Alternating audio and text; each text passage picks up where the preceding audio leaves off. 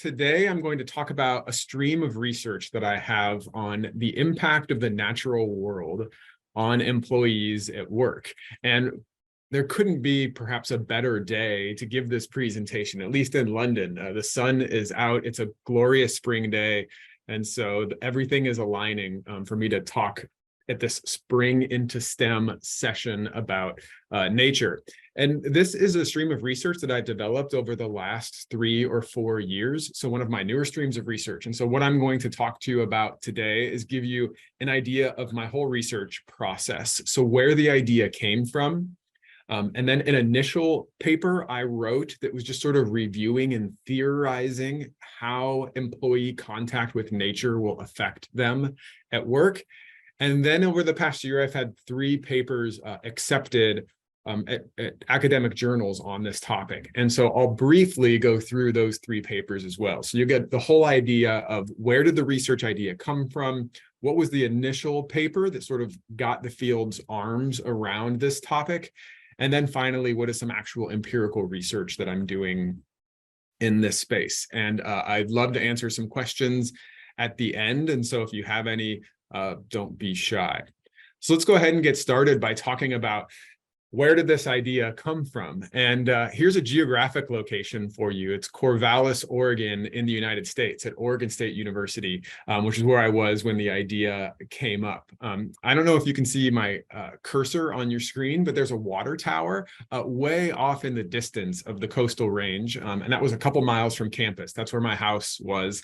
And I would walk into work every day through these trees and come onto campus and study what motivates individuals at work. And I found myself, no matter what kind of mood I was in when I left the house, by the time I got to campus, I just felt better. I felt sharper, I felt happier. And I knew part of that was due to the exercise of walking in. Walking has all these benefits, but I felt like there was something about nature that was helping me perform better as well. And so I started to think, I wonder if anybody has studied this before and thought about that I would like to perhaps study how does nature, if at all, affect employee motivation broadly. And so that's where the idea came from. And I was working on some other topics. And so I set it aside, but just sort of kept it in the back of my mind. And then as I looked into the media, I started to notice a couple of trends related to this topic. The first is I saw this term Shinrin Yoku, and it was talking about how groups of Japanese business professionals were going out into the forest and engaging all 5 of their senses over the course of a day in the forest. Shinrin Yoku, Japanese for forest bathing. What I found interesting about this was the fact that these individuals were taking a day out of the corporate world and going into the forest and engaging with it. And like I said, with all of their senses. And I sort of thought to myself, I understand how you can see the forest, hear the forest, touch the forest, and so forth. But not all the senses, because they probably weren't tasting the forest. But as it turns out, when you go on a forest bathing excursion, you actually pick different needles and leaves from the trees and make a tea out of them and actually do drink the forest as well. And there were some researchers that were showing that when these executives got back to the office the next day, they were more effective, their stress levels were lower, and so forth. So starting to show that there was a link between being outdoors and how people performed back in the office. There were also articles coming out about nature therapy. So individuals who were actually receiving nature therapy who had experienced high levels of stress and that going out into nature was beneficial for them, so much so that some doctors, especially in Scandinavia, started to prescribe nature. In fact, what you need to do for your stress or for this issue that you're having is go out and spend 15 minutes a day in nature.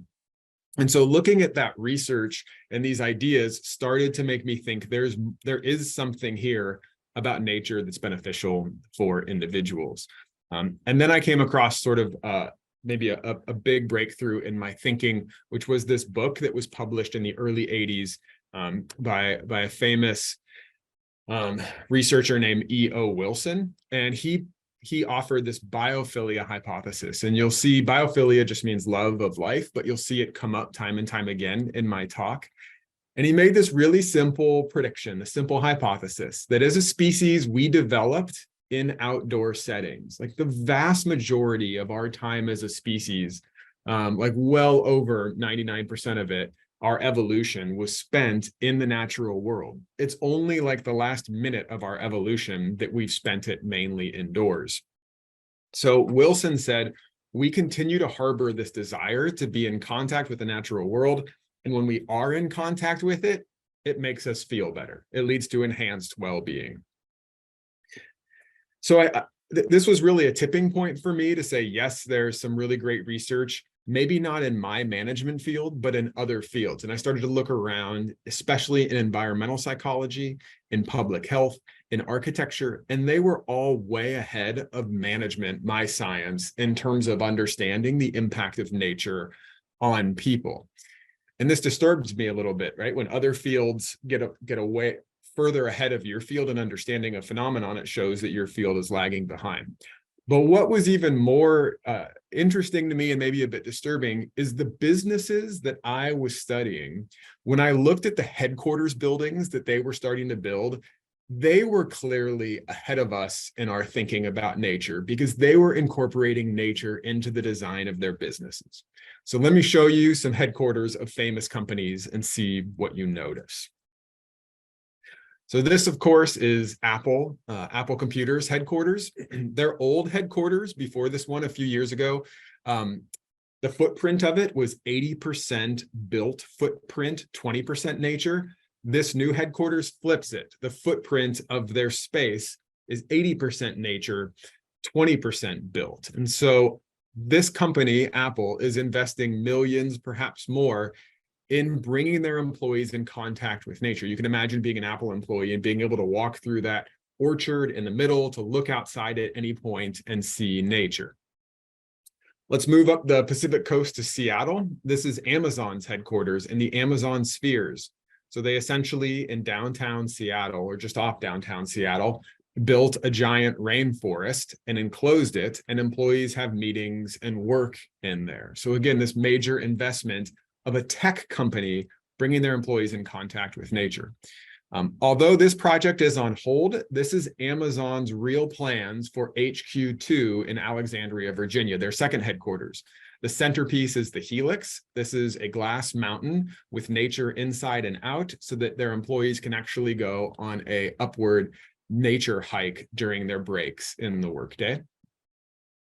It's not just the cool tech companies on the coast that are doing this. This is Walmart's new headquarters, which is now a reality in Bentonville, Arkansas, right in the middle of the US. This is Alaska Airlines headquarters, which is now built outside of Dallas, Texas. Here in London, you see, I'm here at Canary Wharf, right? You see skyscrapers everywhere, but often on top of these buildings, companies are investing a great deal of money in bringing their employees in contact with nature. So here's Goldman Sachs's main building in London. And then finally, going back to San Francisco, the company Salesforce built a massive high definition video screen so that when their employees walk through those doors on the way to work, they walk through a nature scene. And I'll put this in motion for a second so that you can see this is essentially when employees go to work at Salesforce, they get this artificial immersion in nature as they start their workday. So what I was curious about was starting to get my arms around the different ways that employees are exposed to nature in the workplace, and then think about the effects that it might have on them. So when an employee at Salesforce walks through that artificial waterfall in the morning, what could it possibly do to them? And so the initial task was saying, what are the different types of jobs that bring employees in contact with nature? And one way to make our thinking fairly simple when we're trying to get our arms around an idea is a classic 2x2, like you see on the screen. So the first thing I did was, over the course of a few months, scribbled out what are the different ways that jobs are split up in terms of their contact with nature.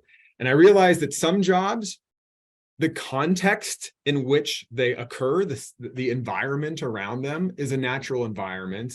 And then other jobs take place in very artificial environments. So the context in which work takes place is either high in nature or low in nature.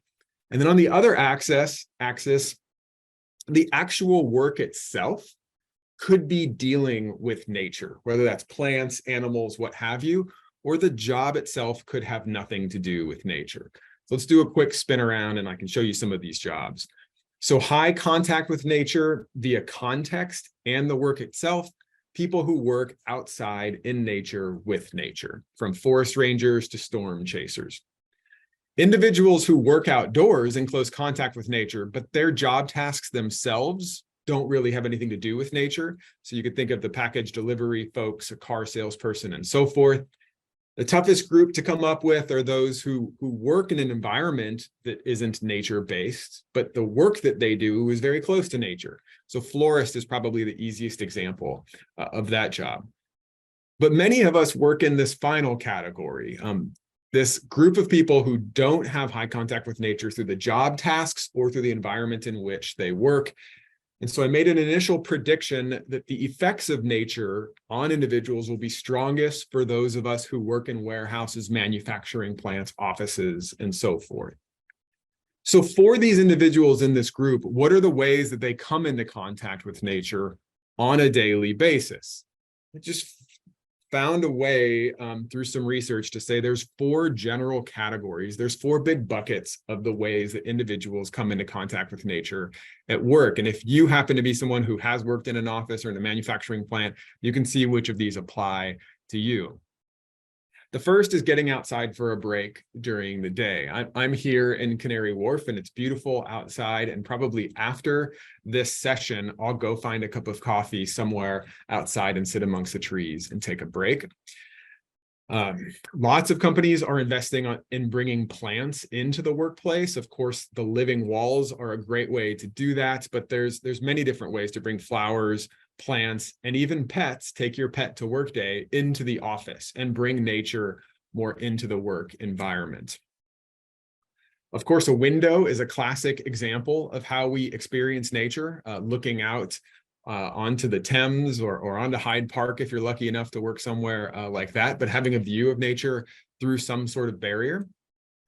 And then finally, artificial representations of nature are all around us. So I would guess if you look around the room right now that you're in, you would be able to see some wood grain somewhere, or maybe an archway that mimics a tree, or maybe just a very pleasing green or blue paint color or pattern on your wall. And these are considered representations of nature that potentially will satisfy our desire to be in contact with the natural world. So after establishing here are the different ways that individuals come into contact with nature at work, I went back to the environmental psychology literature, to the public health literature, and said, what are all the ways that it's possible that coming into contact with nature at work through these 4 different ways will benefit employees?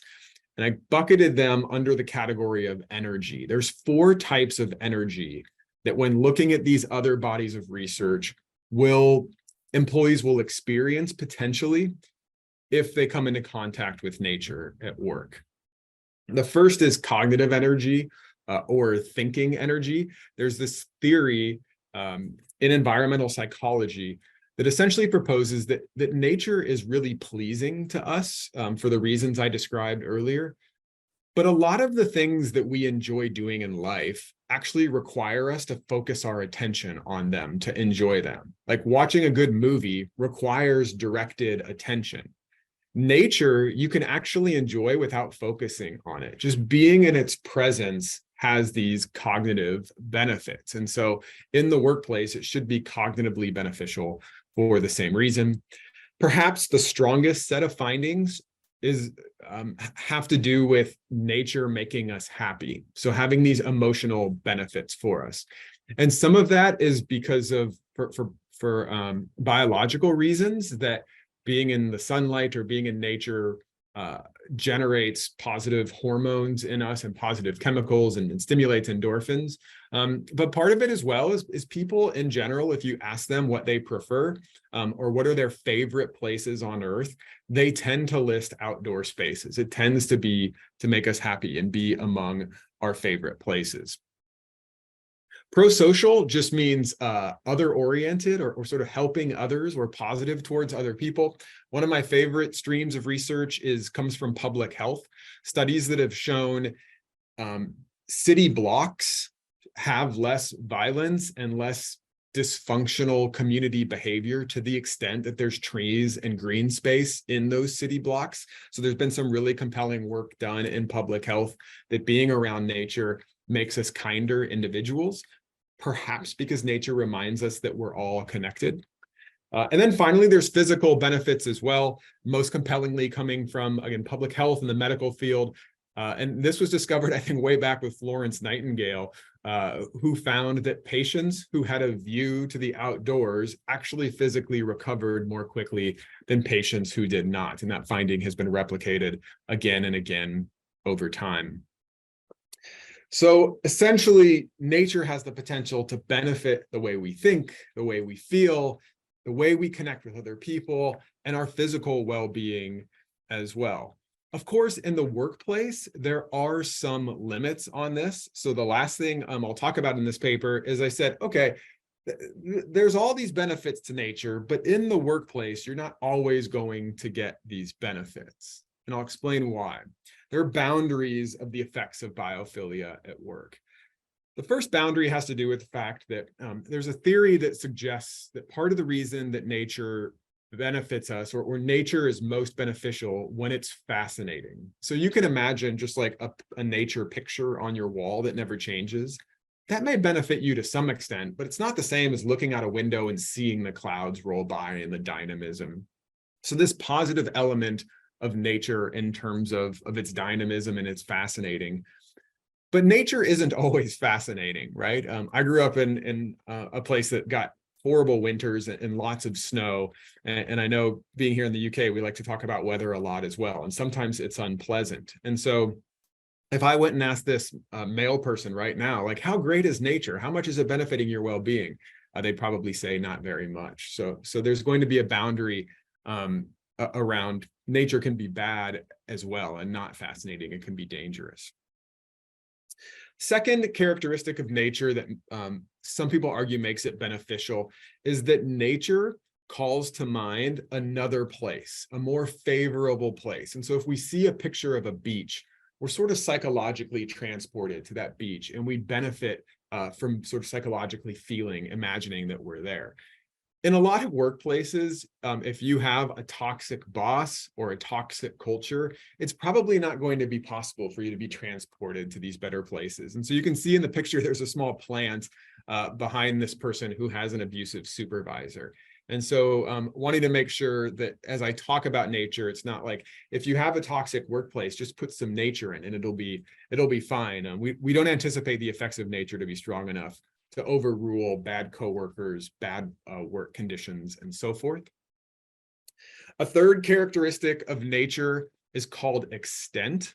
And this ties into the idea that when you see a natural element in the workplace, it makes you think of the broader natural world and how we're all connected. But there's also a lot of research that shows in the workplace, we have trouble feeling connected because there's so many distractions. This is especially true for open office spaces. And so I theorized that in the workplace, to the extent that there's a bunch of man-made intrusions and distractions, nature won't be as beneficial. And this also ties into research showing that to the extent that the urban world, like here in London, planes flying over, horns honking, and so forth, are present, we have trouble getting the benefits of nature.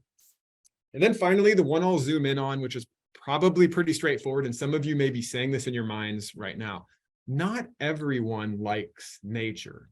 People differ in the degree to which they want to be outdoors. Some people are saying it's not the great outdoors, I prefer the great indoors. And so theorists have called this compatibility, so that some people may be more prone to get the benefits of nature at work than others. And that's the one I'll highlight and zoom in on in the next 3 studies I'm going to zip through quickly, is I look at, okay, does nature benefit people at work? And what is the personality traits that really makes people benefit from nature? I'll give you some examples. The first study that was published about 6 months ago looked at people's contact with nature in the evenings after work. So organizations, like I said, are designing their workspaces to have nature in them. So all of this focuses on how people will experience nature during the workday. But for many of us, and for almost all employees, we have the ability to access nature after work, outside. The question is, if we benefit from nature in the evenings, does that carry over into work the next day? And so through some theorizing, put together this model that essentially argues that yes, when you come into contact with nature after work, you'll be left in a better mood even the next morning after you sleep. And we know that when you go to work in a good mood, you put in more effort during that day. But importantly, I argued that with my co-authors, that this relationship will be strongest for people with the trait of nature connectedness, who feel especially connected to nature. And I'll zip through this. We did 3 studies. First, we gave people 3 surveys a day for 15 days, asking about their evening, morning, and daily productivity at 3 times a day. Then we did a study where we just studied employees in the morning and asked them what they did the prior evening, and then measured their emotions at that point and their nature connectedness as well. And then we had an online experiment where we artificially created these 2 nature conditions and told people to imagine that they were in that space, and then asked them how they felt, and then gave them a task to demonstrate their work effort. And all of them, we measured nature connectedness as well. So here's an example of that 3rd online experiment. The control group would see the cityscape and say, imagine that you spent your evening in an environment like this, and we would advance them through 8 pictures. In the experimental condition, they would see the nature picture and say, imagine you spent your evening last night in this, and then we would ask them questions. So a number of different ways to study this. And here's the main takeaway, is that the relationship between contact with nature in the evenings and positive affect, and that's just your mood in the morning, is positive. If I could draw a line through the middle of this, it would be positive overall. But the effect was very strong for people who were high in nature connectedness. So if you're a nature person, you got much more benefits at work the next day from being in nature. If you don't care at all about nature and don't feel connected to it, the benefits of evening nature stay in the evening. They didn't carry over to the next workday. And this positive affect did lead to higher work effort. Okay, sticking with me, study 2, or the next paper that we recently had published, was on nature and creativity. Many artists, you can see Frank Lloyd Wright's, one of his most famous creations there, Falling Water. He was one of many artists who cite nature as the inspiration for their creative work. Of course, creativity is really important to us in the workplace. So is nature strong enough to affect employee creativity? In this paper, we said, yes, nature should broaden people's minds, should open their thinking up, which is a precursor to creativity.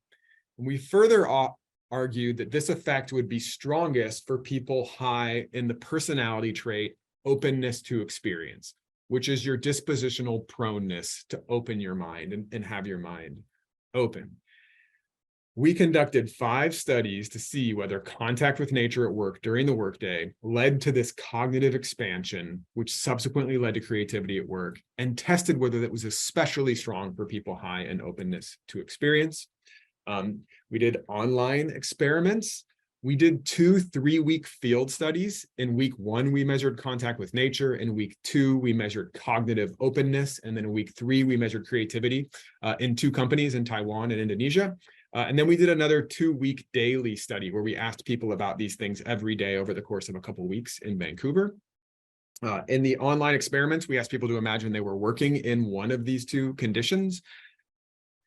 And the effects were largely the same as you saw in the prior study. So if I could draw a line through the middle of these 2, there would be an overall positive effect between contact with nature at work and having your mind sort of opened. And importantly, this led to higher creativity.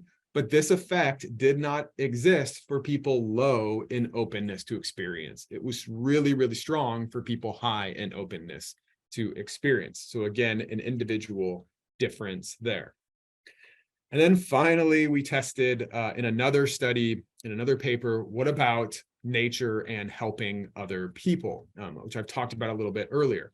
Can contact with nature not just make us tree huggers, but can it make us sort of friendly towards other people as well? And will this actually take place in the workplace?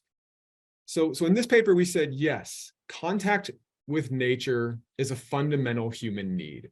And we know that when our fundamental needs are satisfied, our need for belonging, our need for autonomy, our need for competence, that we become kinder people.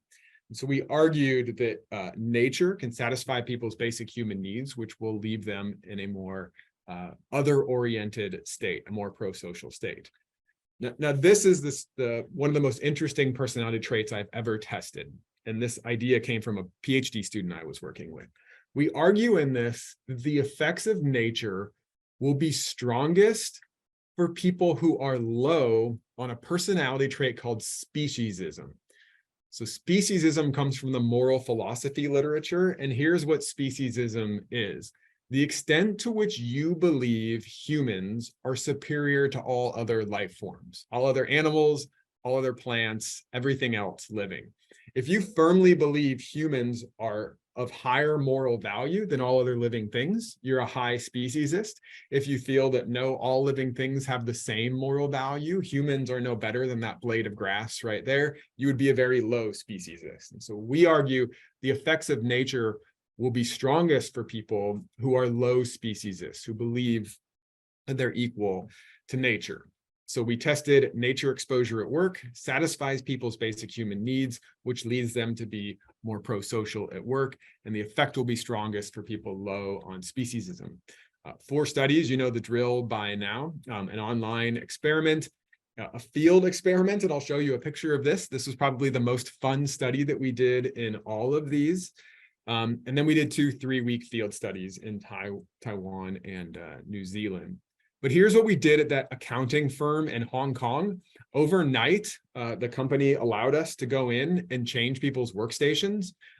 Half of the individuals on one floor all got this set up, plants placed around their workspace. On another floor, they got pots of office supplies, essentially. And then we looked at the effects we surveyed them after a few days of this and looked at their basic needs satisfaction and the extent to which they were helping one another out. The findings here are a little bit different, kind of interesting. Individuals who were high speciesists, the effect didn't exist. This line is not significant, but they were higher in psychological need fulfillment than individuals low in speciesism. The more nature they were exposed to, they had significantly higher need fulfillment. And so we did find a difference there in the direction that we anticipated, even though it's not quite the same pattern as the other studies. So I moved through those 3 studies fairly quickly, but hopefully that gives you a nice overview of the study of contact with nature at work and its effects on employees, where the idea came from, how the idea was sort of developed in such a way that we could study it, and then the ways that we've been studying it over the past few years. And with that, I will move to my last slide, and we will have time for Q&A, which means I'll stop sharing and hand it back over to Ashley.